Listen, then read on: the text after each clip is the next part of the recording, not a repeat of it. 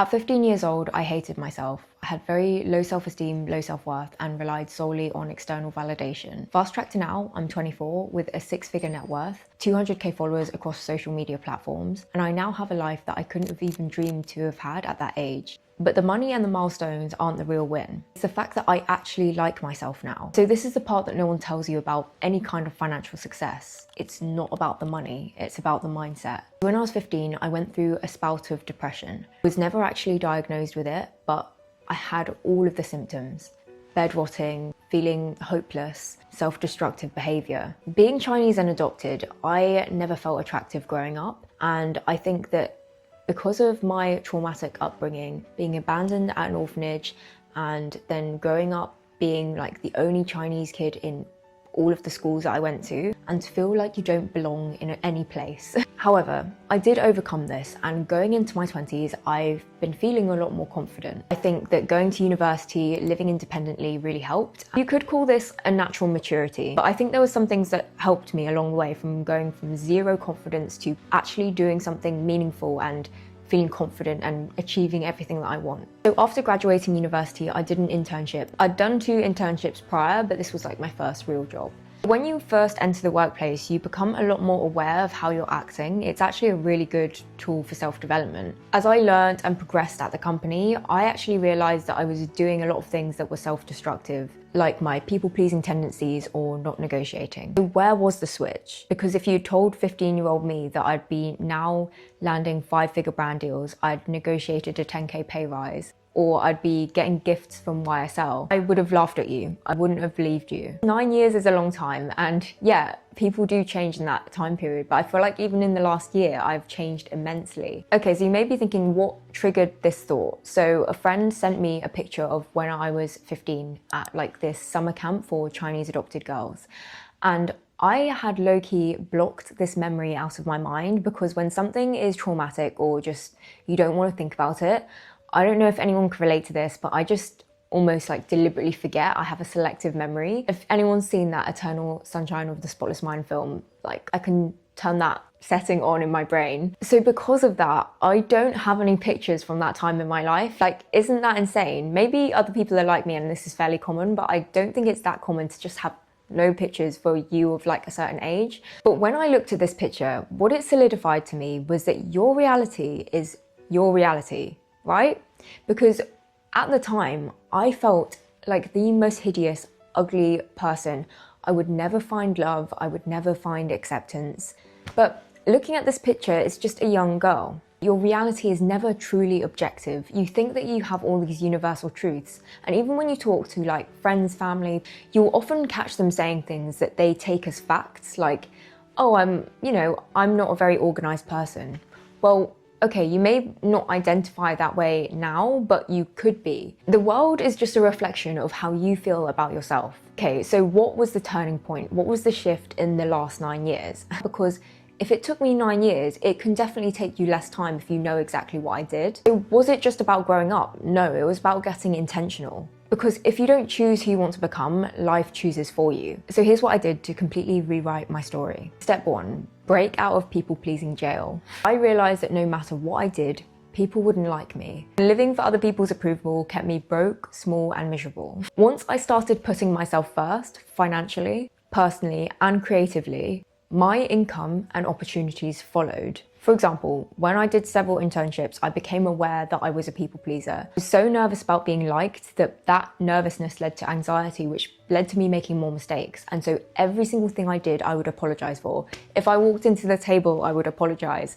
And maybe it's the British in me, like maybe I still do that a little bit, but I think now I've got better at recognizing, is something actually my fault, or is there just an inconvenience in general? But even something that I noticed this year even is that when I write an email, I would often include phrases like, I think that, or I could be wrong, but number 1, you're questioning your authority, and number 2, you're essentially putting the other person's opinion above yours. So I wish there was like some magic thing that I did, but I genuinely just stopped. I realized that this was a problem and I stopped, and I think that's a really good trait of a person, is we are constantly just iterating our mistakes. So instead of saying, sorry, I'm late, by the way, I'm never late, but you get the picture, I turned that into thanks for your patience instead. Flipping something negative from a place of insecurity into a place of security.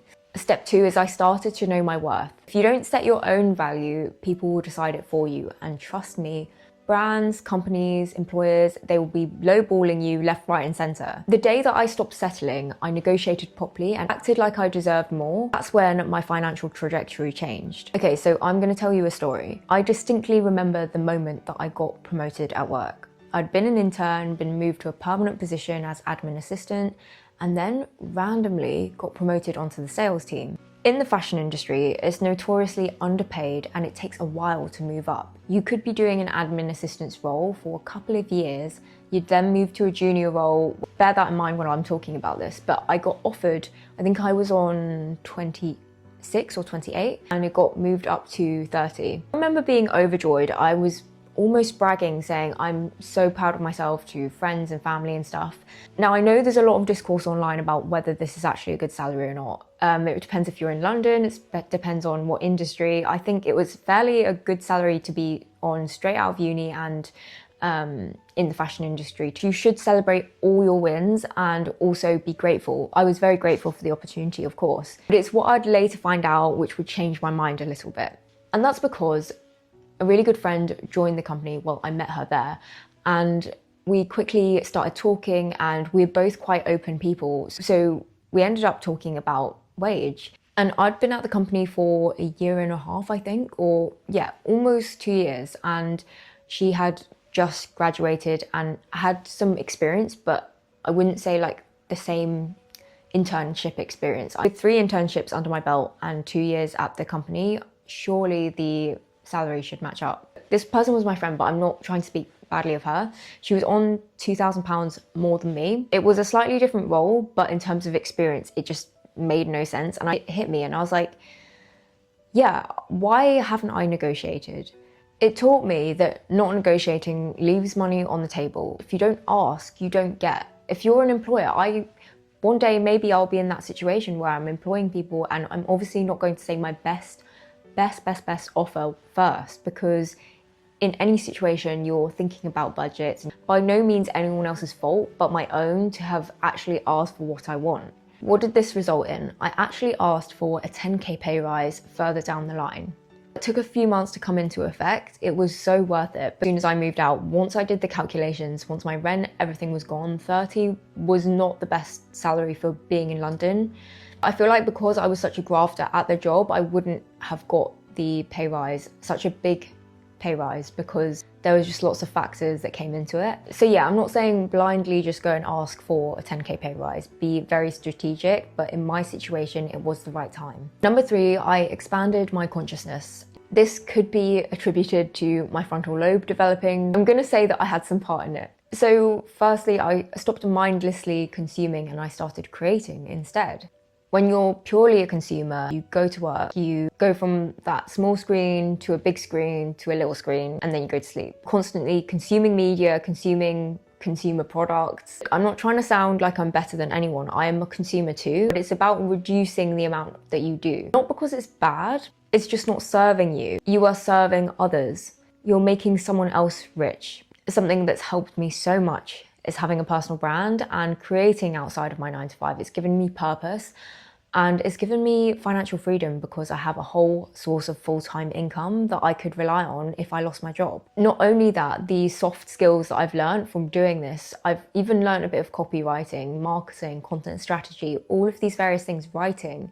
I hate to be that person to promote hustle culture, which I'm not trying to do, but I built this all alongside my 9 to 5 that I had to be in the office 5 days a week for. I was strapped for time too. And yeah, maybe if you have kids or something like that, it's very different. But if you're 20 something and you're like me and you have bigger dreams, then 100% creating something and not just consuming. I also prioritized learning. So reading books, whether it was fiction or non-fiction, but not just reading to try and memorize everything. That's not the point of reading. Reading to expose myself to new ideas that I wouldn't have had without coming across that. I also follow inspiring people. Creators like Dan Koe, Ali Abdaal and Nisha have always been my biggest inspirations. And following people like this builds proof that anything is possible. Number 4 is I got crystal clear on what I actually wanted. This is probably the biggest life problem that everyone is trying to solve. What do I actually want? And while I don't think that you can just find out what you want, I don't think most people know what they want. But I do know people know what they don't want.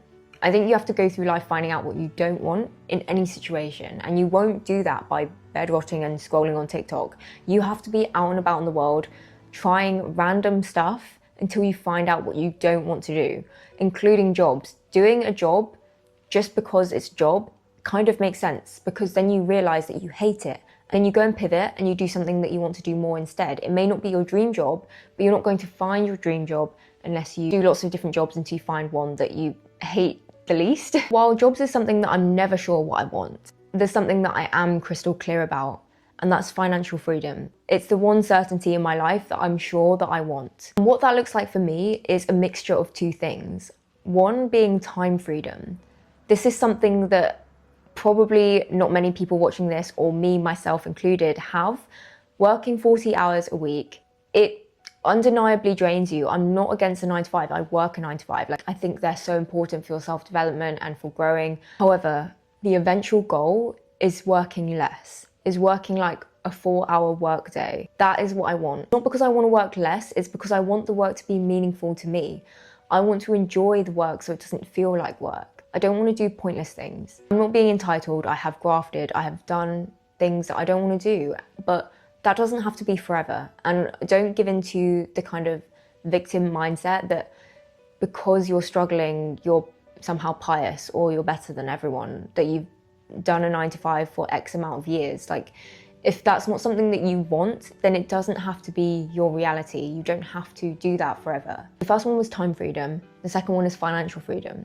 So when you think of time freedom, you think about that rich unemployed friend at the pool at 3 p.m. on a Wednesday. That is the kind of time freedom that I want. Financial freedom, that's something different.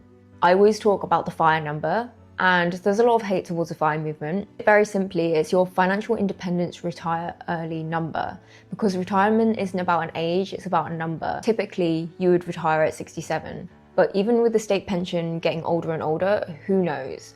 Therefore, I don't want to be reliant on that. I'm building one for myself, or building a time horizon for myself.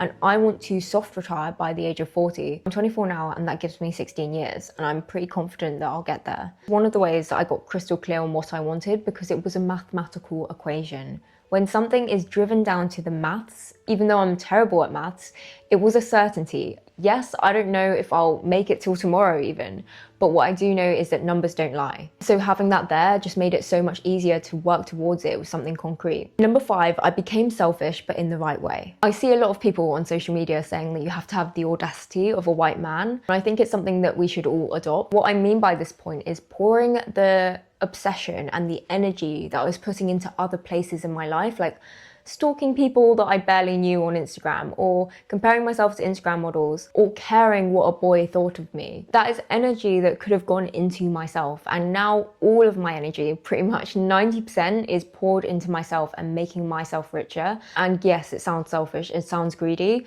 but if you've spent so long prioritizing other people, you have to have a period where you're unapologetically selfish. Those are the 5 things that I did to get better financially and also mentally, because I think the two are linked. So if you are in a dark place or you relate to my past story, just know that your current reality isn't permanent. It's not the truth. You can decide your own truth. Your perception of reality is shaped by your choices and the beliefs and the things that you're telling yourself. The best part about this is you get to rewrite your story every day. Success isn't built overnight. Like I said, this story is spanning over 9 years.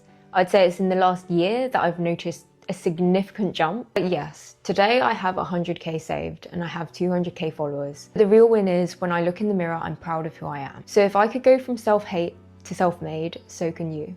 If you enjoyed this video, make sure you subscribe so you don't miss out on further videos from me. I'll see you in the next one.